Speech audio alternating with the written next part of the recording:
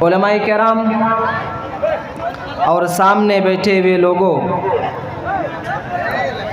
یقیناً ایسے وقت میں خطابت کی ذمہ داری مجھے سونپی گئی کہ رات کافی ہو چکی، انشاءاللہ میں جتنی بھی دیر آپ کے سامنے جو بھی باتیں بیان کروں گا، انشاءاللہ آپ لوگ دل جمعی کے ساتھ بیٹھے رہیں، اور جو بھی بھائی ادھر ادھر گھوم رہے ہیں مہربانی کر کے پنڈال کے نیچے آ جائیں، اس لیے کہ ایسی مجلس میں بیٹھنے والے بڑے ہی خوش نصیب ہوا کرتے ہیں۔ اس طرح کی مجلس ہر کسی کو نصیب نہیں ہوتی۔ اب یقین مانیں کہ ہم دنیا کے اندر ایک برائی کو ختم کرنے کی کوشش کرتے ہیں، سارے لوگ مل کر بھی ایک برائی کو ختم نہیں کر پاتے، لیکن اللہ کے نبی صلی اللہ علیہ وسلم نے اس پوری کائنات کے اندر جتنی بھی برائیاں تھیں ان ساری برائیوں کو ختم کر ڈالا۔ اسی لیے اس کی مثال آپ یوں لے لیں کہ کوئی بھی جب اہم کام کرنا ہے تو اس کام کے لیے کسی بھی برائی کو ختم کرنا ہے تو اس برائی کو ختم کرنے کے لیے کیا ہے کہ آپ کے اندر اجتماعیت ہونی چاہیے۔ جیسے مثال کے طور پر کوئی چیونٹی ہے، اگر کوئی اہم کام کرنا چاہتی ہے، کوئی بڑا سا کام، تو خود اکیلا نہیں کرتی بلکہ بہت ساری چیونٹیوں کو بلاتی ہیں، اور یقین مانیں جب بہت ساری چیونٹیاں مل جاتی ہیں کسی جگہ پر، تو جب ہزاروں چیونٹیاں ملتی ہیں تو بڑے بڑے زہریلے سانپ کو بھی مار ڈالتی ہے۔ یہ ہوتی اجتماعیت کی طاقت، یہ ہوتی ہے کسی بھی برائی کو ختم کرنے کی طاقت۔ اب یقین مانیں اللہ کے نبی صلی اللہ علیہ وسلم آئے اس دنیا میں، اور آنے کے بعد ساری برائیوں کو ختم کر دیا۔ میرے نوجوانوں، انقلاب ایسا پیدا کیا، انقلاب ایسا پیدا کیا کہ اللہ کے نبی صلی اللہ علیہ وسلم نے ہر ایک کے اندر شجاعت، بہادری ایسی پیدا کر دی کہ اللہ کے نبی صلی اللہ علیہ وسلم بیان کرتے ہیں کہ اللہ کے نبی صلی اللہ علیہ وسلم کو ابو جہل جو گالیاں دیا کرتا تھا، اللہ کے نبی صلی اللہ علیہ وسلم کو جو برا بھلا کہا کرتا تھا، عبد الرحمن فرماتے ہیں کہ ان کے جو بھتیجے ہیں، ایک معاذ اور ایک معوذ، عبد الرحمن فرماتے ہیں کہ معاذ نے میرے دائیں ہاتھ پکڑ کر کہنے لگا، آئے چچا یہ بتاؤ کہ ابو جہل کون سا ہے؟ ہاں ہمیں خبر دو، ابو جہل کی ذرا شکل تو دکھاؤ کہ ابو جہل کون سا ہے۔ عبد الرحمن فرمانے لگے، میں نے دائیں طرف دیکھا کہ میں نے دائیں طرف دیکھا، پھر میں نے بائیں طرف دیکھا، اور ایک شخص نے کہنے لگا، ہاں آئے عبد الرحمن، آئے میرے چچا، آپ ہمیں بتائیں کہ ابو جہل کون سا ہے، ہمیں ذرا ان کی شکل تو دکھا۔ اس لیے عبد الرحمن فرماتے ہیں، آئے میرے بھتیجو، اگر تمہیں معلوم ہو جائے تو تم کیا کرو گے؟ کہنے لگے آئے عبد الرحمن، آئے میرے چچا، یہ نہ پوچھو، صرف ہمیں بتلا تو دو کہ ابو جہل کون سا ہے۔ فرمایا ادھر دیکھا 14 سال کا بچہ، ادھر دیکھا 15 سال کا بچہ۔ میں نے کہا، آئے میرے پیارے بھتیجو، تم کیوں پوچھتے ہو؟ وجہ تو بتاؤ۔ کہنے لگے کہ میری ماں نے ہمیں بتلایا کہ ابو جہل وہ ہے جو جو محمد رسول اللہ صلی اللہ علیہ وسلم کو گالیاں دیا کرتا ہے، جو حضور صلی اللہ علیہ وسلم کو برا بھلا کہتا ہے۔ عبد الرحمن فرماتے ہیں، بیٹو ٹھیک ہے، لیکن اگر تمہیں اس کا علم ہو جائے، تمہیں معلوم ہو جائے، ہاں میں بتا دوں کہ ابو جہل یہ ہے، تو تم کیا کرو گے؟ کہنے لگے، آئے میرے چچا یہ نہ پوچھو، ہمیں صرف بتلا تو دو، ہمیں خبر دو کہ ابو جہل کون سا ہے، اس لیے کہ وہ اللہ کے نبی کو گالیاں دیا کرتا ہے۔ عبد الرحمن فرماتے ہیں، میں نے ابھی دائیں طرف دیکھا 14 سال کا بچہ، بائیں طرف دیکھا 15 سال کا بچہ۔ میں نے کہا یہ جوان رہنا ابو جہل ہے۔ کہنے لگے، عبد الرحمن فرماتے کہ میری زبان سے لفظ بعد میں نکلے، بچے پہلے دوڑ گئے، میدان سے گرد غبار سے اٹھ گیا۔ ہونے کے بعد میں نے دیکھا کہ ابو جہل کو نیچے کھینچ رکھا ہے اور دونوں گھوڑے پر سوار۔ میرے نوجوانوں، یہ تھی اللہ کے نبی صلی اللہ علیہ وسلم نے ان چھوٹے چھوٹے بچوں کے اندر اتنی شجاعت، اتنی بہادری دی کہ پوری کائنات کے جتنے بھی برائیاں تھی سارے برائیوں کو ختم کر دیا۔ آخر میں ان دونوں نے ابو جہل جیسی اتنی بڑی شخصیت کو قلم سر تن سے جدا کر دیا۔ یہ ہے اللہ کے نبی صلی اللہ علیہ وسلم نے ان چھوٹے چھوٹے بچوں کے اندر کون سی بہادری دی تھی کہ اللہ کے نبی صلی اللہ علیہ وسلم کو جو انسان گالیاں بھی دیا کرتا تھا تو گالیاں دینے کی وجہ سے ان دونوں چھوٹے چھوٹے بچوں نے ابو جہل جیسی شخصیت کو، ابو جہل جیسے بڑے لیڈر کو قتل کر دیتا ہے۔ میں نوجوانوں، ایک اور حدیث کے اندر آیا کہ ابو جہل کی گردن جب کٹنے لگے، ابو جہل کہنے لگا ہائے افسوس کہ میں ان لوگوں کے ہاتھوں میں مارا جا رہا ہوں جن کو لڑنے کا طریقہ بھی نہیں معلوم، اس لیے کہ یہ وہ لوگ تھے جو لڑنا نہیں جانتے تھے، لیکن اللہ کے نبی صلی اللہ علیہ وسلم نے ان کے دلوں میں اتنی بہادری اور اتنی شجاعت پیدا کر دی تھی کہ اللہ کے نبی صلی اللہ علیہ وسلم کو گالی دینا بھی گوارا نہیں کیا، گیا اور ان کا سر تن سے جدا کر دیا۔ یہ ہے اللہ کے نبی سے محبت بھی اور اللہ کے نبی سے پیار بھی۔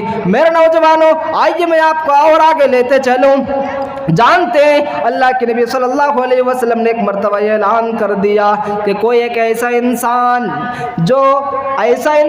ہے جو محمد الرسول اللہ صلی اللہ علیہ وسلم اپنی تلوار اسے دیتا ہو اور وہ مجھ سے وعدہ کرے کہ جیتے جی اس جگہ سے نہیں ہٹے گا، میرے خیمے سے نہیں ہٹے گا۔ زیاد بن سکن کھڑے ہو جاتے ہیں کہ اللہ کے نبی، آئے میرے سردار، آئے اللہ کے نبی، میں آپ کے خیمے کی حفاظت کروں گا۔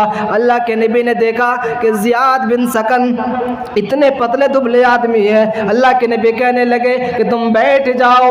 اللہ کے نبی نے کئی مرتبہ اعلان کیا کہ کوئی ایسا انسان ہے جو میرے خیمے کی حفاظت کرے۔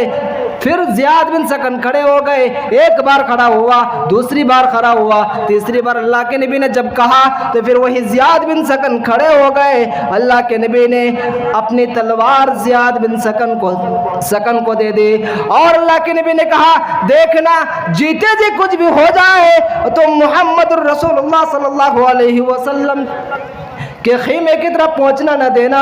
حضرت زیاد بن سکن اسی جگہ اللہ کے نبی صلی اللہ علیہ وسلم کے خیمے کے تناب کے سارے کھڑے ہو گئے۔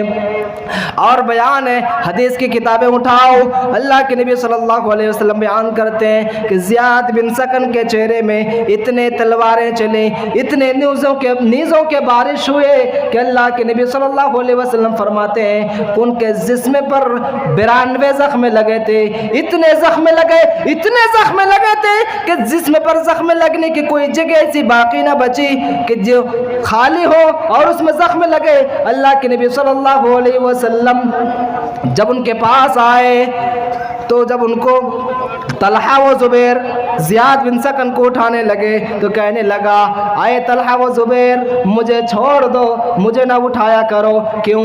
اس لیے کہ میں نے اللہ کے نبی صلی اللہ علیہ وسلم سے وعدہ کیا کہ جب تک میری زندگی ہے، جب تک میری سانس ہے، میں اللہ کے نبی صلی اللہ علیہ وسلم کے اسی خیمے کے میں حفاظت کرتا رہوں گا۔ آخرکار ان کی اصرار اتنی غالب آ گئے کہ زیاد بن سکن کو اسے خیمے کے سہارے دے کر کھڑا کر دیا گیا اور پھر اتنے زخم لگے کہ زیاد بن سکن اسی جگہ میں شہید ہو جاتے ہیں۔ یہ ہوتی ہے اللہ کے نبی صلی اللہ علیہ وسلم سے محبت، پیار، الفت، چاہت کہ ان تمام برائیوں کو ختم کرنے کے لیے اپنا تن من دھن سب کچھ لگا دیتے ہیں۔ اور یقین مانے آج ہم ہیں جو اتنے بھی علماء کرام آتے ہیں پوری کائنات کے لے گاؤں، سماج، معاشرہ، سوسائٹی، چاہے جتنے بھی علماء کرام ہیں، سارے علماء کرام اس بات پر لگے ہیں کہ جہیز جیسی خبیث لعنت چیز کو ختم کر دیا جائے، لیکن اس کو بھی ختم کرنے کی کوشش تو کرتے ہیں لیکن ختم نہیں ہو پا رہا۔ کیوں؟ आखिर सोचने की ज़रूरत है कि नहीं? इसलिए कि आप यकीन माने, आप जो जहेज लेन देन करते हैं, आप तारीख की किताबें उठा डालें, हदीस की किताबें खोज डालें, न कुरान में है, न हदीस में है, न सहाबा किराम ने लिया, न ताबईन ने लिया, न तबे ताबईन ने लिया, किसी भी किताब में मौजूद नहीं है। अगर नहीं है तो ये जहेज आया कहाँ से? आपको जवाब देना होगा। अब बताएं, ये जहेज आता है दूसरी कौमों से। इसलिए कि पहले ज़माने में, आप तारीख़ की किताबें पढ़ते जाएं, पहले ज़माने में हिंदुवाना जो रस्म रिवाज हुआ करता था दीगर कौमों की, तो उसमें घोड़े दिया करते थे, ऊँट दिया करते थे, हाथी दिया करते थे, और धीरे धीरे वही जहेज़ की शक्ल में मुसलमानों में आ गए। अब बताएं, आपको मैं बताऊं कि मीर तक़ी मीर को जानते हैं? मीर तक़ी मीर इतना बड़ा शायर था, आपको दर्द भरा ये बात आपको मैं बता दूं कि मीर तक़ी मीर इतना बड़ा शायर था, जब उनकी बेटी की शादी का वक्त आया तो किसी से कर्ज लेकर के उसकी बेटी की शादी करा दिया, कर्ज लेकर के जहेज दे दिया। लेकिन जब बेटी को खबर लगी कि मेरे बाप तो मकरूज़, मेरे बाप ने कर्ज लेकर मेरी शादी कराई है, तो बेटी इसलिए कि हसास दिल की हुआ करती है, दिल पर बोझ पड़ा, बेटी बीमार हो जाती है और फिर चंद दिनों के बाद बेटी इंतकाल कर जाती है। अब बताएं कि जिनको मीर तक़ी मीर ने चंद दिन पहले दुल्हन बनाकर रुखसत किया, चंद दिनों के बाद वो इंतकाल कर गई, उनका जनाजा लाया गया और दरवाजे के पास रखा गया।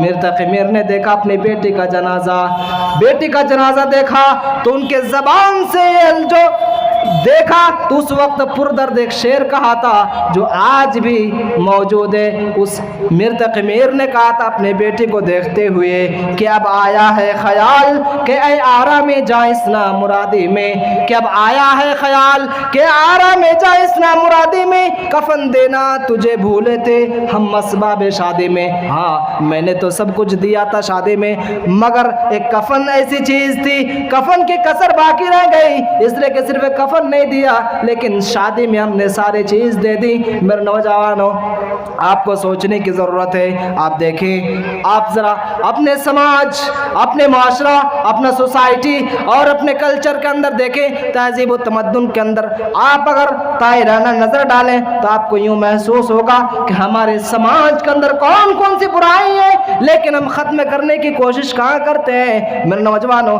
आपको बताऊँ कि आप यूँ सोचें, गौर तो करें कि एक बाप एक बेटी की उम्र जो 15 साल की हुआ करती है, एक बाप 15 साल, 20 साल, 22 साल तक एक बेटी की हिफाजत करती है और बीबी मैके चली जाती है, लेकिन आप खुद उसकी हिफाजत करते रहते हैं और आप खुद नहीं जाते, आप घर में उसके लिए मुहाफिज बन जाते हैं, आप उनके लिए हिफाजत करने लगते हैं। आपको मालूम, आप उसके लिए चौकीदार बन जाते हैं। बीबी मैके गई है लेकिन आप खुद घर छोड़ के इसलिए नहीं जाते, इसलिए कि आप उनके बाप हैं, आपको खदशा लायक है कि आप अगर घर छोड़ दे तो हो सकता है कि बेटी गलत कामों में आ जाए। मेरे नौजवानों, वही बेटी जब जवान होती है और जब बड़ी हो जाती है, उनकी शादी देने का वक्त आता है, तो आप उस बेटी को जब शादी करने का वक्त आता है और जब शादी करने के लिए पैगाम भेजते हैं, आप यकीन माने आप भेड़िए की शक्ल इख्तियार कर लेते हैं। मेरे नौजवानों, सच है या गलत आप कहें। इसलिए कि आप देखें जंगलों में, आप देखें, आप जंगलों में चले जाएं, कोई एक सांप ही क्यों ना हो, इसलिए कि सांप भी ऐसा हुआ करता है जो सांप खुद पर हमला नहीं करता। एक शेर भी हुआ करता है जो बहुत ही खूंखार होता है, लेकिन शेर भी शेर पर हमला नहीं करता, उसको भी शिकार करना रहता तो दूसरे जानवरों का करता है। और भी भेड़ियों को, भेड़िया खुद भेड़िया का शिकार नहीं करता, हाँ भेड़ियों को भी शिकार करना रहता तो दूसरे भेड़िया का करता है। लेकिन आप तो ऐसा इंसान है कि आप इंसान ही का शिकार करते हैं, आप इंसान ही को खा जाते हैं। मेरे नौजवानों, आप देखें, इसलिए कि जहेज लेकर बूढ़ा बाप जिनसे आप जहेज लेते हैं वो इतने कमज़ोर होते हैं कि वो बेचारे तो मायूस और बेचारे मजबूर होने की वजह से वो लोन वगैरह लेने के बाद आपके साथ शादी करा दी जाती है।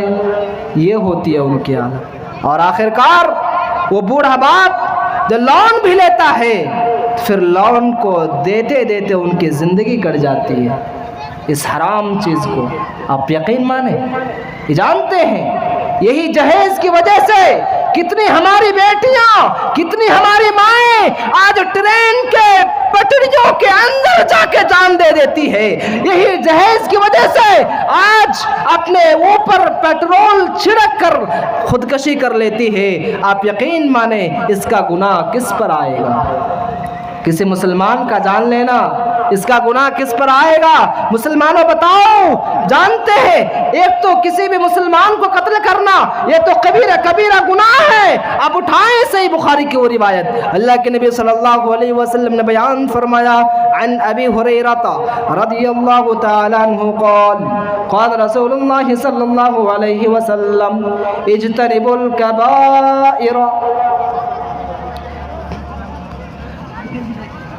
क़ील वमा हुन्ना या रसूलल्लाह क़ाल अश्शिरकु बिल्लाह वस्सिhr वक़त्लुन नफ्स अल्लती हर्रमल्लाहु इल्ला बिलहक़ वअक्लुर रिबा वअक्लु मालिल यतीम वतवल्ली यौमज़ ज़हफ़ि वक़ज़्फ़ुल मुहसनातिल मुअमिनातिल गाफ़िलात।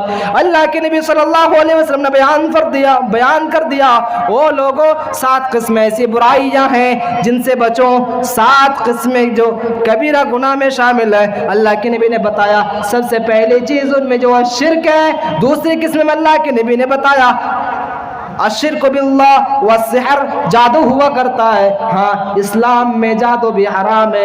वक़त्लुन नफ्स अल्लती हर्रमल्लाहु इल्ला बिलहक़, और किसी ऐसा इंसान को, ऐसा जानदार को और किसी ऐसे इंसान को कत्ल करना जो गुनाह किया ही नहीं लेकिन आपने उसे कत्ल कर दिया। मेरे नौजवानों, ये भी कबीरा गुनाह में शामिल है। लेकिन आज हम देखें कि हम आए दिन रोज़मर्रा की ज़िंदगी में हम सुनते हैं, अखबारों में पढ़ते भी हैं कि फला जगह के लड़के जान दे दे। हाँ, फला इंसान ने अपने बीवी को कत्ल कर दिया। क्यों? इसलिए कि उनके ससुराल वालों ने जहेज नहीं दिया। मैं नौजवानों, इसी हराम चीज की वजह से आपने किसी इंसान की जान ले ली। अल्लाह के नबी की वह हदीस भी उठा लो कि अल्लाह के नबी ने बयान फरमाया कि अगर कोई मुसलमान है तो उसका माल, उसकी जान, उसकी हिफाजत आपकी जिम्मेदारी है। हाँ, अगर ऐसा आप करते हैं तो ये भी कबीरा गुनाहों में शामिल है कि अल्लाह के नबी सल्लल्लाहु अलैहि वसल्लम बयान फरमाया कि अब्दुल्लाह इब्न मसऊद रज़ियल्लाहु तआला अन्हु क़ाल रसूलुल्लाह सल्लल्लाहु अलैहि वसल्लम ला यहिल्लु दमु इम्रिइन मुस्लिमिन यशहदु अल्ला इलाहा इल्लल्लाह व अन्नी रसूलुल्लाह फ़इन फ़अलू ज़ालिका असमू मिन्नी दिमाउहुम व अमवालुहुम इल्ला बिहक़्क़िल इस्लाम।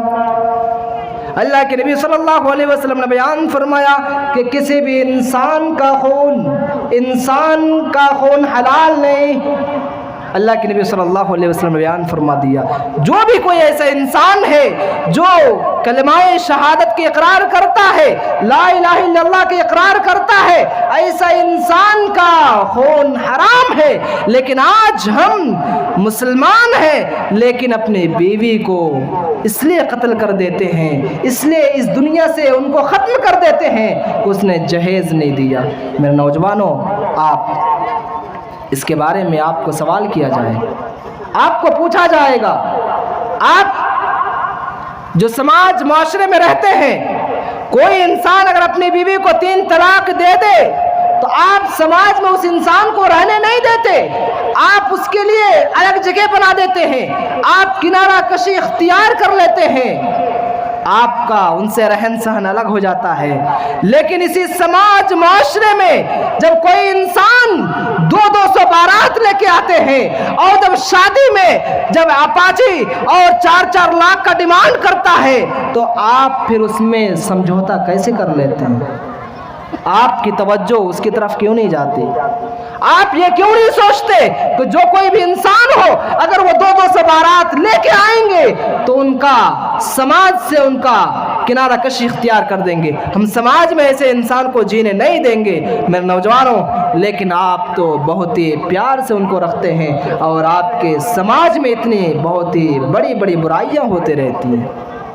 آپ یقین مانیں، آپ جانتے ہیں کہ اللہ کے نبی صلی اللہ علیہ وسلم کی خلاف ورزی کرنا، آپ یقین مانیں، آپ دل سے تہیہ کریں کہ کوئی بھی ایسی شادی ہو، کوئی بھی ایسا نکاح ہو جس میں اللہ اور اس کے رسول کے حکم کے پابندی ہوگی، اللہ اور اس کے رسول کی شریعت کے مطابق جو شادی ہوگی ہم اس میں شریک ہوں گے، اور جو اللہ کے حکم کے خلاف جو شادی ہوں گی، جو اللہ کی شریعت کے مطابق شادی نہیں ہوں گی، ہم اس میں شریک نہیں ہوں گے۔ لیکن بڑے ہی افسوس کے ساتھ کہنا پڑتا ہے کہ آپ جانتے ہیں، آپ دیکھتے ہیں کہ آپ کے گاؤں میں، آپ کے سماج میں، آپ کے معاشرے میں، آپ کے سوسائٹی میں بہت ہی 4 لاکھ لے کر شادیاں کی جاتی ہیں، اور 4 لاکھ لینے کے بعد بہت ہی خوبصورت عمارت بنائی جاتی ہے، عالیشان بلڈنگیں بنائی جاتی ہے، اور بہت ہی عالیشان شامیانے لگا کر شادیاں کی جاتی ہیں، اور اس میں آپ مولوی حضرات بڑے ہی مہمانان خصوصی کے طور پر جا رہے ہیں، آپ کو شرم بھی نہیں آتی۔ آپ یقین مانیں، خصوصاً اس میں زیادہ سے زیادہ مولوی حضرات ہیں، اس لیے کہ ایسے لوگوں کو تو نکاح پڑھانا ہی نہیں چاہیے، لیکن مولوی خود جا کے نکاح پڑھا ڈالتے ہیں۔ میرے نوجوانوں، آپ یقین مانیں، یہ قوم ایسی ہے، آپ یقین مانیں کہ جس قوم کے اندر شرم و حیا اگر ختم ہو جاتی ہے، اللہ کے نبی صلی اللہ علیہ وسلم نے بیان فرمایا، ہاں جس قوم کے اندر اگر برائی آ جائے اور جس قوم کے اندر اگر شرم و حیا ختم ہو جائے، اللہ کے نبی نے فرمایا وہ جانوروں جیسی قوم ہو جاتی ہے۔ اللہ کے نبی کی وہ پیاری حدیث کہ اللہ کے نبی نے بیان فرمایا، وعن عبد اللہ ابن مسعود عقبۃ ابن انصاری البدری رضی اللہ تعالی عنہ قال رسول اللہ صلی اللہ علیہ وسلم ان مما ادرک الناس من کلام النبوۃ الاولى اذا لم تستحی فاصنع ما شئت، رواہ البخاری۔ کہ اللہ کے نبی صلی اللہ علیہ وسلم نے بیان فرمایا، او لوگو اذا لم تستحی فاصنع ما شئت، ہاں جب تمہارا دل جو چاہے کرو، یعنی اذا لم تستحی فاصنع ما شئت، اگر آپ کے اندر شرم و حیا ختم ہو گئی، اگر آپ کا چال ڈھال رہن سہن جانوروں جیسی ہو جاتی ہے، کیوں؟ اس لیے کہ آپ کے اندر جو وہ حیا ہونی تھی، وہ جو شرم ہونی تھی، وہ آپ کے اندر سے ختم ہو جاتی ہے۔ اللہ کے نبی صلی اللہ علیہ وسلم نے بیان فرمایا، اذا لم تستحی فاصنع ما شئت، کہ جب تمہارے اندر سے حیا شرم جب ختم ہو جائے تو جو چاہے کرو، یعنی تم جانوروں جیسی ہو جاتی ہو، تمہارے اندر وہ حیا شرم نہیں ہے تو تمہاری قسم جانوروں میں شمار ہوتی ہے۔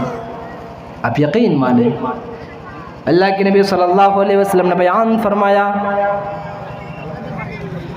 کہ حضرت جلیبیب کو دیکھا، یہ وہ صحابے جو جلیبیب، اللہ کے نبی نے ایک مرتبہ جلیبیب کو آتے ہوئے دیکھا، اللہ کے نبی نے پوچھ دیا، جلیبیب تمہاری عمر بڑھتی جا رہی ہے اور تم شادی کیوں نہیں کر رہے ہو؟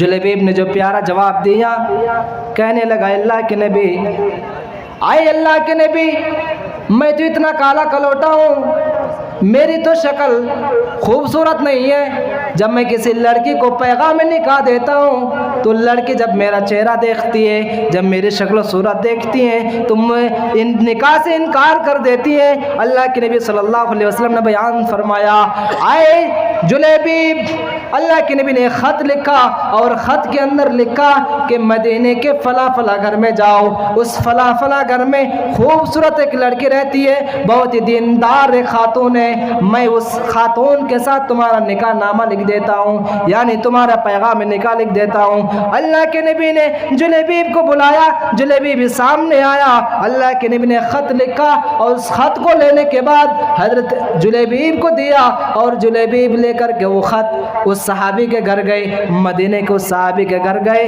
جس صحابی کا نام اللہ کے نبی صلی اللہ علیہ وسلم نے خط میں لکھا تھا۔ ہاں، وہ گھر جانے کے بعد اللہ کے نبی صلی اللہ علیہ وسلم کو خط لے کر گئے۔ جلیبیب جیسے ہی گھر کے اندر پہنچا، जुलैबीब ने कहा अस्सलामु अलैकुम व रहमतुल्लाह। उस सहाबी ने जवाब सुना, कहा कि वालेकुम अस्सलाम व रहमतुल्लाहि व बरकातुहू। उसने जवाब देकर कहने लगा, आए जुलैबीब बताओ कि कैसे आना हुआ, बताओ कि वजह क्या है, कैसे आया, वजह क्या है। जुलैबीब कहने लगा, आए इंसान, मेरा ये ख़त जो अल्लाह के नबी सल्लल्लाहु अलैहि वसल्लम ने मुझे देकर भेजा और कहा कि मदीने के फला घर में जाओ, वह एक बहुत ही दीनदार खातून है, उनसे मेरा तुम्हारा निकाह नामा या मैं तुम्हारा पैगाम निकाह लिख देता हूँ। चुनांचे वो ख़त उस इंसान को दिया, उस सहाबी को दिया, और देने के बाद वो सहाबी उस ख़त को पढ़ने लगा। हाँ, पढ़ने के बाद कहने लगा, आए जुलैबीब, मेरी बेटी इतनी दीनदार है, इतनी हसीन व जमील है, इतनी खूबसूरत है, और तुम्हारा चेहरा, इतनी शक्ल इतनी भयानक है, तुम्हारा निकाह, तुमसे मेरी बेटी का निकाह कैसे दे दूं। वो साहबी कहने लगे, जुलैबीब जवाब दिया कि हाँ, मैं कहा कर रहा हूँ कि तुम मुझसे तुम्हारी बेटी का शादी कराओ। ये तो अल्लाह के नबी सल्लल्लाहु अलैहि वसल्लम ने ख़त देकर मुझे भेजा, कहा कि फला मदीने के घर जाओ, वहाँ जाकर अल्लाह के नबी सल्लल्लाहु अलैहि वसल्लम का ये ख़त दे देना और उनसे कहना कि अल्लाह के नबी सल्लल्लाहु अलैहि वसल्लम ने तुम्हें हुक्म दिया। अल्लाह के नबी ने उस ख़त में लिख दिया कि जुलैबीब मेरी नज़र में इतना हसीन है, इतना जमील है और इतना दीनदार है, मेरी नज़र में बहुत ही जुलैबीब बहुत ही खूबसूरत, बहुत ही नेक इंसान है, लिहाजा तुम अपनी बेटी का निकाह जुलैबीब से कर दो। अल्लाह के नबी सल्लल्लाहु अलैहि वसल्लम की ये ख़त जब जुलैबीब ने उस सहाबी को दिया, सहाबी पढ़ने के बाद कहने लगे, हाँ मैं तो जानता हूँ, लेकिन मेरी बेटी तो बहुत ही नेककार है, बहुत ही दीनदार है, बहुत ही नेक और साले है, मैं अपनी बेटी का हाथ तुम्हारे हाथ में कैसे दे दूँ। मेरे नौजवानों, बेटी इन दोनों की बात को सुन रही थी, घर से बाहर आ गए, कहने लगी, आई अब्बू जान आप क्या कह रहे हैं, हाँ आप क्या करें, आप उनके बाप ने बेटी को ख़त दे दिया। बेटी ने जब वो ख़त पढ़ी, पढ़ने के बाद कहने लगी, आए अब्बू जान, ये तो मैं भी जुलैबीब से शादी करना नहीं चाहती, लेकिन ये ख़त तो अल्लाह के नबी सल्लल्लाहु अलैहि वसल्लम ने दे के भेजा है, अल्लाह के नबी के हुक्म की तामील तो हमें करनी है, अल्लाह के नबी सल्लल्लाहु अलैहि वसल्लम ने ख़त देकर भेजा है, अल्लाह के नबी के हुक्म की नाफरमानी कर ही नहीं सकता।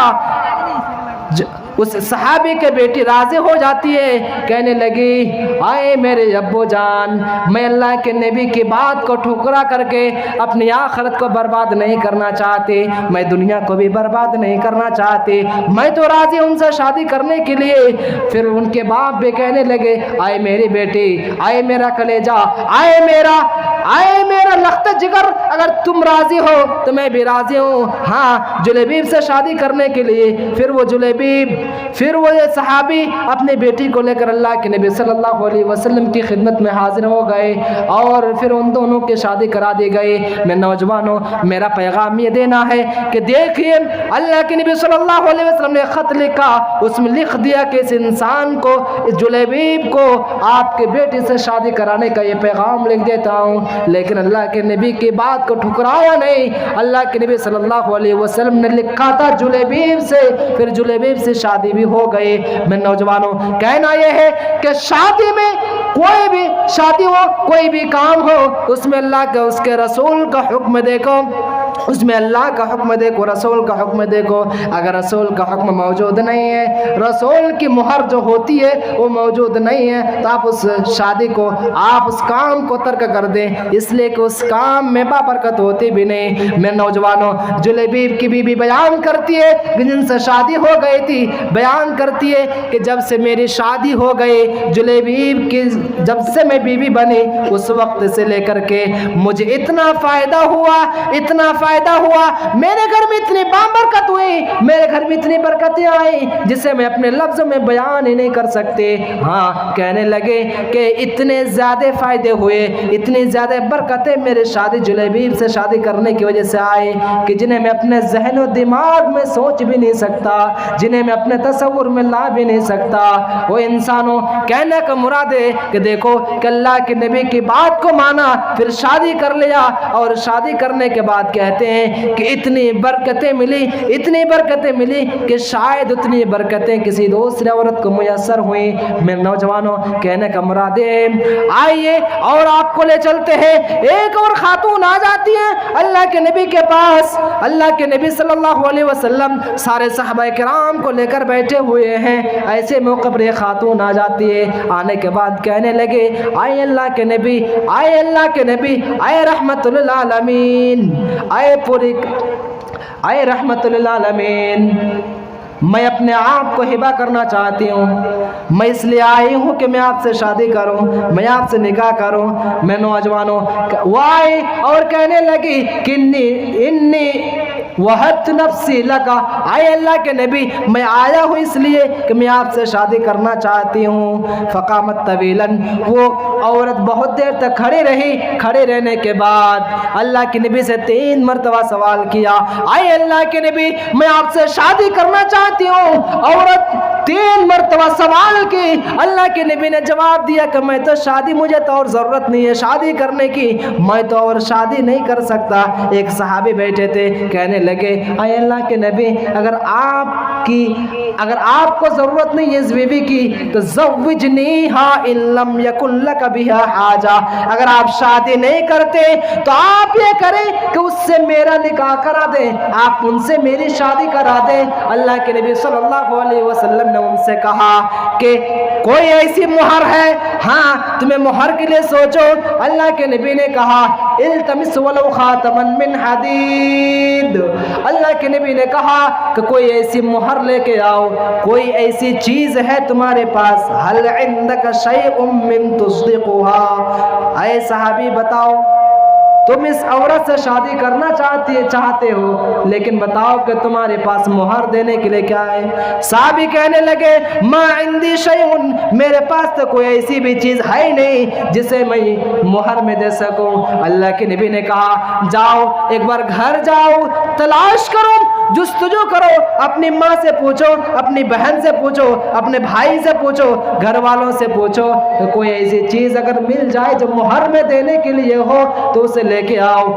جاؤ، گھر گیا اور معلوم کیا، پوچھا، جستجو کیا، تلاش کیا، ڈھونڈا، لیکن کوئی بھی ایسی چیز میسر نہ ہوئی، کوئی بھی ایسی چیز نہ پائی جو مہر میں دے سکے۔ چنانچہ اللہ کے نبی کے پاس واپس آ گیا اور کہنے لگا اے اللہ کے نبی مجھے تو کوئی بھی ایسی چیز نہ ملی جو میں اپنی بیوی کو مہر میں دے سکوں۔ اللہ کے نبی نے ایک مرتبہ اور کہا جاؤ التمس ولو خاتما من حدید، ایک بار اور جاؤ اور اگر گھر میں جا کر تلاش کرو، اگر لوہے کی انگوٹھی ہی مل جائے تو اسے ہی لے کے آؤ۔ صحابی گئے اور گھر میں تلاش کیا، یہاں تک کہ لوہے کی انگوٹھی بھی نہ ملے۔ اب بتائیے کہ صحابی ہیں لیکن بیوی کو مہر دینے کے لیے ان کے پاس کچھ بھی نہیں ہے، یہاں تک کہ ایک لوہے کی انگوٹھی بھی نہیں ہے۔ اللہ کے نبی کے پاس واپس آ گئے، اللہ کے نبی سے کہنے لگا اے اللہ کے نبی مجھے تو لوہے کی انگوٹھی بھی نصیب نہ ہوئے، مجھے تو لوہے کی انگوٹھی بھی نہ ملے کہ میں اپنے بیٹے کو مہر دے سکوں۔ چنانچہ اللہ کے نبی سے کہنے لگا اے اللہ کے نبی ہاں میرے پاس ایک لنگی ہے، عندی ازار، میرے پاس ایک لنگی ہے جسے میں پہنا ہوا ہوں۔ اللہ کے نبی نے کہا کہ نہ آتیتہا ازارتہا جلست ولا ازار لک، اللہ کے نبی نے بیان فرمایا او صحابی اگر تم اپنی جس لنگی کو پہنے ہو اسی لنگی کو مہر بنا کر اپنے تم بیوی کو دے دو گے تو پھر تم تو یوں ہی بیٹھے رہ جاؤ گے، پھر تم کیا کرو گے؟ تمہارے پہننے کی کوئی چیز تو نہیں ہوگی۔ پھر اللہ کے نبی صلی اللہ علیہ وسلم کے پاس وہ صحابی موجود تھے اور رہنے کے بعد جب دیکھا کہ میری بیوی کو مہر دینے کے لیے کوئی چیز موجود ہی نہیں ہے، میں ایسی چیز بھی نہیں پاتی جو میں اپنی بیوی کو مہر دے سکوں، کوئی بھی چیز میسر نہیں ہوئی۔ جانے لگے اللہ کے نبی صلی اللہ علیہ وسلم نے جب اس صحابی کو دیکھا کہ جاتے ہوئے اللہ کے نبی نے کہا کہ حل عندک شیء من القرآن، آئے صحابی بتاؤ کیا تمہارے پاس کوئی یعنی قرآن یاد ہے، قرآن کی کچھ آیتیں؟ یا قرآن کے کچھ صورتیں تمہیں یاد ہیں؟ صحابی فرمانے لگے آئے اللہ کے نبی مجھے تو یہ صورت یاد ہے۔ اللہ کے نبی صلی اللہ علیہ وسلم نے کئی صورتوں کو گنایا کہ یہ صورت یاد ہے۔ اللہ کے نبی نے کہا اگر اللہ کے نبی صلی اللہ علیہ وسلم نے اس عورت سے کہا، اس خاتون سے کہا کہ اے خاتون دیکھو یہ صحابی تم سے شادی کرنا چاہتا ہے، لیکن حالت تو یہ بنی کہ ان مہر دینے کے لیے ان کے پاس تو کچھ بھی موجود نہیں ہے۔ ہاں اتنا کر سکتے ہیں ان کو جو قرآن کی آیتیں یاد ہیں، قرآن کی جو صورتیں یاد ہیں وہ تم کو سکھلا دے گی اور اس سکھلا دے گا اور اس سکھلانے ہی کو مہر بنا دی جاتی ہے۔ اللہ کے نبی صلی اللہ علیہ وسلم سے بیان کرنے لگی وہ عورت آئے اللہ کے نبی آئے رحمت للعالمین، جس نکاح میں جس شادی میں قرآن جیسی صورتیں دی جائیں، قرآن جیسی آیتیں دی جائیں، اس شادی سے بابرکت اور نکاح کون سا ہو سکتا ہے؟ اس شادی سے زیادہ بابرکت والی شادی کون سی ہو سکتی ہے؟ پھر اللہ کے نبی صلی اللہ علیہ وسلم نے فرمایا، اللہ کے نبی صلی اللہ علیہ وسلم نے اس صحابی سے اس عورت کی شادی کرا دی۔ کیوں؟ اللہ کے نبی نے کہا کہ تمہیں جو صورتیں یاد ہیں انہی صورتوں کو تم اپنی ہونے والے بیوی کو سکھا دینا۔ پھر اس صحابی کی مہر، صحابی شادی کرنا چاہتے ہیں لیکن اس صحابی کے پاس کوئی ایسی چیز نہیں ہے جو مہر میں دے سکے۔ مہر میں کیا دیا؟ اللہ کے نبی صلی اللہ علیہ وسلم نے وہ صحابی جو جانتے تھے جو صورتیں، انہی صورتوں کو مہر بنا دی گئی، اور مہر بنا دی گئی کہ صحابی تم اپنی ہونے والی بیوی کو سکھا دینا، اور اسی سکھانے کو تمہاری مہر مقرر کر دی گئی۔ آپ بتا سکتے ہیں کہ نہ یہاں پہ جہیز کا مطالبہ ہے، نہ یہاں پہ بارات کا کوئی تذکرہ ہے، نہ کوئی لڑکی والے لڑکا والے کو کپڑا دینے کا تذکرہ ہے، نہ لڑکی والے لڑکا والے کو کپڑا دینے کا تذکرہ ہے۔ آپ بتا سکتے ہیں مہر بھی دی گئی تو قرآن کی صورتیں دی جاتی ہیں، قرآن کی آیتیں دی جاتی ہیں، لیکن آج ہمارے معاشرے، سوسائٹی، سماج کے اندر کون سی برائی پائی جاتی ہے؟ اب شادیوں میں دیکھ لیں، نوجوانوں آپ کو اندر یہ سمجھنے کی ضرورت ہے، آپ کے ذہن و دماغ میں یہ چیزیں لانے کی ضرورت ہے کہ آخر ہمارے سماج کے اندر یہ جو شادیاں ہوتی ہیں نبی کریم صلی اللہ علیہ وسلم کی سنت کے مطابق شادیاں کیوں نہیں ہوتی؟ اللہ اور اس کے رسول کے حکم کے مطابق نکاح کیوں نہیں ہوتا؟ اللہ اور اس کے رسول کی شریعت کے مطابق شادی کیوں نہیں ہو رہی ہے؟ اس کی وجہ کو آپ کو تلاش کرنی ہوگی اور اس سچویشن کو آپ کو نکالنا ہوگی۔ میں نوجوانوں آپ دیکھیں کہ اللہ کے نبی صلی اللہ علیہ وسلم کی ایک بات کو ماننے کے لیے ہمیشہ تن من دھن سب کچھ لگا دیتے تھے۔ اب جانتے ہیں کہ اللہ کے نبی صلی اللہ علیہ وسلم کے پاس ایک صحابی آ گئے، اور صحابی آنے کے بعد اللہ کے نبی سے بیان کرنے لگے، آئے اللہ کے نبی میں اسلام لانا چاہتا ہوں، لیکن وجہ یہ کہ کیا میں اسلام لانے کے بعد کیا پچھلے سارے گناہ معاف کر دیے جائیں گے؟ اللہ کے نبی صلی اللہ علیہ وسلم نے جواب دیا، ہاں، جو کوئی بھی انسان ہو جب اسلام لے آتا ہے، اس لیے کہ ان الاسلام یہدم ما کان قبلہ، اس لیے کہ اسلام لانے کے بعد جو کوئی بھی اسلام لے آئے، اسلام لانے کے بعد اس کے پچھلے جتنے بھی گناہ ہوا کرتے ہیں، جتنے برائیاں ہوا کرتی ہیں، وہ ساری برائیاں خود بخود مٹ جاتی ہیں۔ وہ ایک ایسا انسان ہو جاتا ہے گویا کہ آج ہی ماں کے پیٹ سے جنم لیا۔ اللہ کے نبی کے پاس آ گئے اور کہنے لگے، اللہ کے نبی میں تو اسلام لانا چاہتا ہوں۔ اللہ کے نبی نے کہا کہ ٹھیک ہے تم اسلام لے آؤ۔ اسلام لے آیا، ظہر کی نماز کا وقت تھا، اس نے اللہ کے نبی کے پیچھے پیچھے نماز پڑھی۔ نماز پڑھنے کے بعد اللہ کے نبی سے کہنے لگے اے اللہ کے نبی میں آپ سے ایک سوال کرنا چاہتا ہوں۔ اللہ کے نبی نے کہا کہ سوال کرو۔ اللہ کے نبی نے کہا، اللہ کے نبی سے کہا اے اللہ کے نبی میرا سوال یہ ہے کہ کوئی جب اسلام لے آئے اور اسلام لانے کے بعد جو کوئی انسان گناہ کرے اس کا کیا ہوگا؟ اللہ کے نبی نے کہا کیا بات ہے؟ کہا کہ اللہ کے نبی مجھے تو گناہوں کی عادت پڑی ہوئی ہے، میں ڈرتا ہوں کہ کہیں مجھ سے گناہ نہ ہو جائے، کہیں مجھ سے گناہ سرزد نہ ہو جائے۔ پھر اللہ کے نبی نے کہا اے صحابی بتاؤ کیا تم صحیح خلوص دل سے اسلام قبول کیا؟ کہا کہ ہاں اللہ کے نبی۔ اللہ کے نبی نے پھر دوسرا سوال کیا کیا تم نے ظہر کی نماز میرے پیچھے خلوص دل سے پڑھے ہو؟ اس نے جواب دیا ہاں اللہ کے رسول۔ اللہ کے رسول صلی اللہ علیہ وسلم بیان فرما دیا جا ہاں اگر تم اسلام خلوص دل سے لائے اور اسلام لانے کے بعد انشاءاللہ اگر خلوص دل سے اسلام لائے ہو تو اللہ تبارک و تعالی تمہیں اسلام لانے کے بعد تمہیں گناہ کرنے کہ اللہ تبارک و تعالی تمہارے اندر سے وہ عادت ہی ختم کر دے گا، تم گناہ کر ہی نہیں سکتے۔ پھر اللہ کے نبی صلی اللہ علیہ وسلم سے کہنے لگا اے اللہ کے نبی میں تو اسلام لے آیا لیکن میں اسلام لانے کے بعد مجھے کوئی ایسا کام دے دی جسے میں کروں۔ اللہ کے نبی نے کہا کہ تم اسلام سے پہلے کیا کرتا تھا؟ جواب ملا کہ اللہ کے نبی میں تو ڈاکے مارا کرتا تھا، اسلام لانے سے پہلے میں تو ڈاکے مارا کرتا تھا۔ اللہ کے نبی صلی اللہ علیہ وسلم نے جواب دیا ہاں تو پھر ایک کام کرو۔ صحابی نے کہنے لگا کیا؟ کہا کہ پھر جاؤ اور میرے لیے ڈاکے مار کیا۔ اللہ کے نبی وہ کہنے لگے اے اللہ کے نبی آپ کیا کہہ رہے ہیں؟ آپ تو ڈاکے مارنے کا حکم دیتے ہیں۔ اللہ کے نبی نے جواب دیا ہاں اس لیے کہ مدینے میں فلاں جگہ میں مسلمان ایمان کی وجہ سے قید ہے، جا رات کو نقب لگا اور ان کو جا کے چھڑا کے لے کے آ۔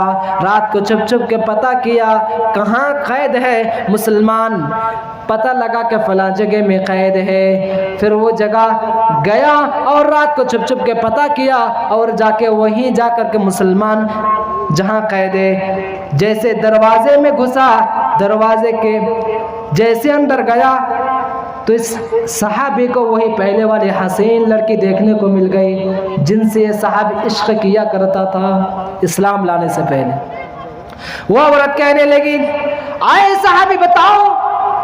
صحابی پیچھے ہٹنے لگے دیکھنے کے بعد، وہ کہنے لگے اتنے دنوں کے بعد ملے ہو پیچھے کیوں ہٹ رہے ہو؟ کہنے لگے دیکھو میں اسلام سے پہلے گناہ کرتا تھا کوئی فرق نہیں پڑتا تھا، لیکن میں اللہ کے نبی صلی اللہ علیہ وسلم کے ہاتھ پر ہاتھ رکھ کر بیعت کر چکا ہوں۔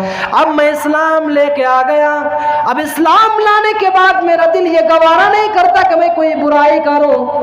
پھر وہ عورت کہنے لگی تو کیا ہو گیا اتنے دنوں کے بعد ملے ہو پیچھے ہٹ رہے ہو؟ صحابی جواب دیتے ہیں کہ نہیں اب تو میں برائی کر ہی نہیں سکتا اس لیے کہ میں نے اللہ کے نبی کے ہاتھ پر ہاتھ رکھ کر بیعت کیا ہے۔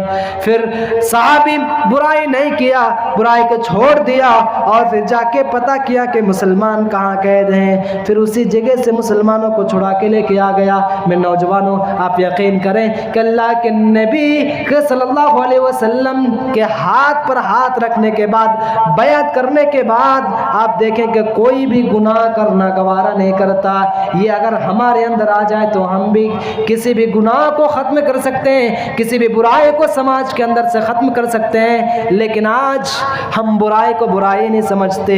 جیسے اللہ کے نبی کی حدیث کے پیش نظر کہ جب تمہیں شرم و حیا نہ ہو تو جو چاہے کرو، آج ہمارے اندر سے وہ شرم و حیا ہی ختم ہو گئی ہے، اس لیے ہم برائیوں میں ملوث ہوا کرتے ہیں۔ میرے نوجوانوں اور میرے بھائیوں اور میرے دوستوں، وقت تو زیادہ لیکن اس لیے کہ لوگوں کی تعداد نہیں ہے، لوگ زیادہ ہوں تو بولنے میں اچھا لگے، کافی اگر پہلے دیا جاتا شاید کہ میں کچھ الگ انداز میں کہتا، لیکن لوگوں کی تعداد کافی کم ہے، اسی لیے اتنا بیان کرنے کے لیے آپ کے اندر جو رغبت، جو چاہت، جو دلچسپی، جو آپ کے لگن، آپ کے اندر جو ہدف ہے، آپ جو لوگوں کو پیغام جو پہنچانا چاہتے ہیں، شرط یہ کہ لوگ رہیں، مطلب لوگ گھر چلے گئے ہیں جن کی وجہ سے اتنا بولنے کے لیے بھی ہمت کام نہیں کرتی.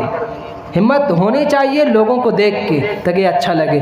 آئیے میں آپ کو بتاؤں کہ اللہ کے نبی صلی اللہ علیہ وسلم نے ایسی مجلس میں بیٹھنے والوں کے لیے کیا وظیفہ بیان کیا. یقین مانیں کہ اس وقت اللہ تبارک و تعالی آسمانوں سے سب سے آخری آسمان پر آتا ہے اور آپ جو بھی دعا کرتے ہیں آپ کی دعائیں قبول کر لی جاتی ہیں. اور ایسی مجلس میں بیٹھنے والے لوگ پر رحمتوں کی بارش ہوتی ہے. دل چاہتا کہ وہ حدیث آپ کے سامنے رکھ دوں. وعن ابی ہریرہ رضی اللہ تعالی عنہ قال قال رسول اللہ صلی اللہ علیہ وسلم من سلک طریقا یلتمس فیہ علما سہل اللہ له به طریقا الى الجنہ وما اجتمع قوم فی بیت من بیوت اللہ یتلون کتاب اللہ ویتدارسون بینہم الا نزلت علیہم السکینہ وغشیتہم الرحمہ وحفتہم الملائکة وذکرہم اللہ فی من عندہ ومن بطأ به عملہ لم یسرع به نسبہ. صحیح مسلم کی روایت میں نے آپ کے سامنے پوری امانت داری کے ساتھ پوری حدیث آپ کے سامنے رکھ دی. اللہ کے نبی نے بیان فرمایا کہ کوئی بھی ایسا راستہ ہے جو علم کو حاصل کرنے کی وجہ سے چلتا ہے. فرمایا من سلک طریقا یلتمس فیہ علما, کوئی بھی ایسا راستہ ہو جس میں علم کو حصول علم کی وجہ سے نکلتا ہو, سہل اللہ لہ بہ طریقا الی الجنہ. اللہ کے نبی نے بیان فرمایا اس انسان کے لیے, اس بندے کے لیے, اس شخص کے لیے اللہ تبارک و تعالی جنت کا راستہ آسان کر دیتا ہے. فرمایا ومن سلک طریقا یلتمس فیہ علما سہل اللہ لہ بہ طریقا الی الجنہ وما اجتمع قوم فی بیت من بیوت اللہ. اور کوئی بھی گھر, یہ گھر شمار حدیث کے الفاظ میں گھر کا بیت یعنی گھر, یعنی کوئی بھی جگہ, کوئی بھی محفل, کوئی بھی جگہ جس میں قال اللہ اور قال الرسول کی باتیں ہوتی ہوں, جس میں کتاب و سنت کی باتیں ہوتی ہوں. اللہ کے نبی نے بیان فرمایا الا نزلت علیہم السکینہ وغشیتہم الرحمہ. ایسی مجلس میں, ایسی محفل میں, ایسی جگہ میں اللہ تبارک و تعالی اپنی رحمتوں کو بھیجتا ہے. میں نوجوانوں, اور اس حدیث کا الفاظ جو ہیں واللہ فی عون العبد ما کان العبد فی عون اخیہ. آپ یقین مانیں اسی حدیث کا الفاظ تو یہ ہے کہ اللہ کے نبی نے فرمایا کہ بندہ اللہ تبارک و بندے کے اللہ تبارک و تعالی اس وقت مدد کرتا ہے جب بندہ کسی دوسرے بھائی کی مدد کرتا رہتا ہے.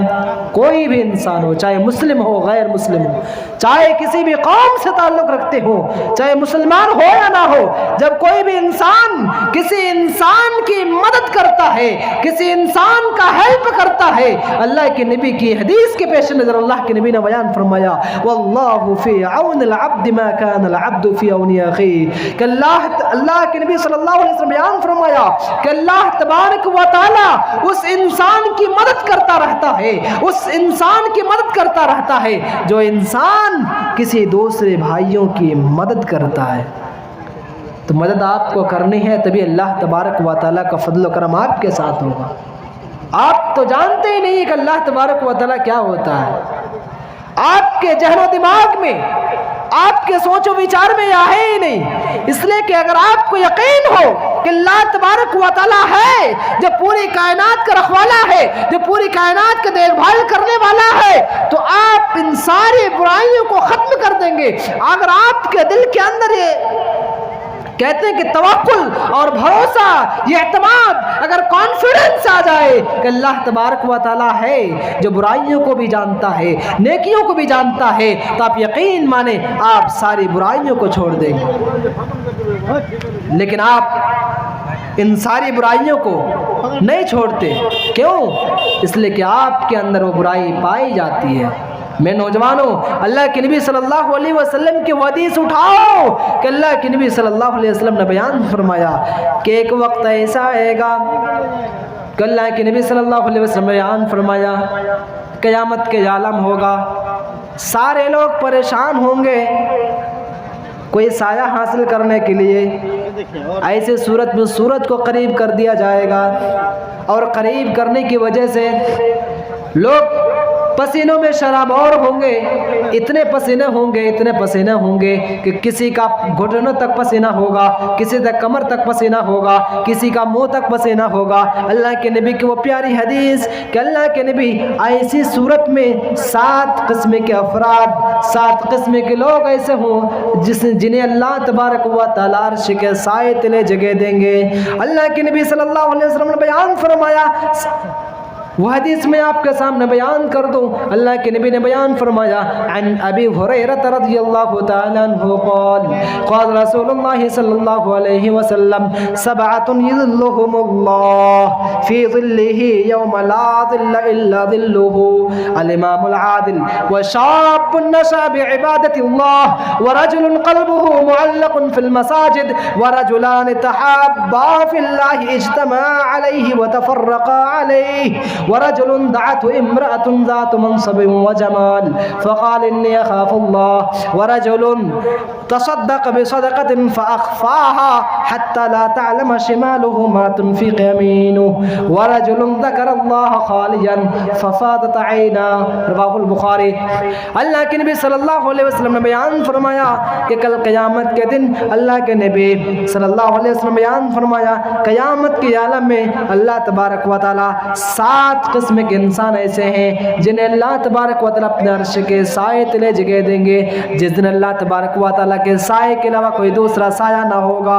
اللہ کے نبی نے بیان فرمایا سب سے پہلے جس کا نام لیا الامام العادل، یعنی عادل حکمراں، عدل انصاف کرنے والا انسان۔ کوئی بھی انسان ہو، چاہے گاؤں کا سرپنچ ہو، چاہے مکھیا ہو، چاہے حاکم ہو، لیکن جب انصاف کرتے ہیں، جب لوگوں کو پنچایتی کرتے ہیں، جب لوگوں کے معاملات کو سلجھاتے ہیں، ایسی صورت میں پورے کتاب و سنت کے اعتبار سے وہ معاملہ کو کلیئر کرتے ہیں۔ اللہ کے نبی نے بیان فرمایا الامام العادل، دوسرے نمبر میں فرمایا وشاب نشأ بعبادۃ اللہ، کہ ایسا نوجوان جن کی نشو نما اللہ تبارک و تعالیٰ کی عبادت میں ہوئی ہو۔ تیسرے نمبر میں فرمایا ورجل قلبه معلق فی المساجد، ایسا آدمی جس کا دل مسجد سے لٹکا ہوا ہو، یعنی جو انسان نماز بھی پڑھتا ہو، دوسرے نمازوں کے انتظار بھی کرتا ہو، لیکن مسجد اور مسجدوں میں خرچ بھی کرتا ہو، روپیے بھی لگاتا ہوں، پیسے بھی لگاتا ہوں۔ میرے نوجوانوں، اللہ کے نبی صلی اللہ علیہ وسلم نے 7 قسم کے افراد کو گنایا، ان میں سے بیان فرمایا ورجل تصدق بصدقة فأخفاها حتى لا تعلم شماله ما تنفق يمينه، کہ ایسا آدمی جو صدقہ بھی کرتا ہو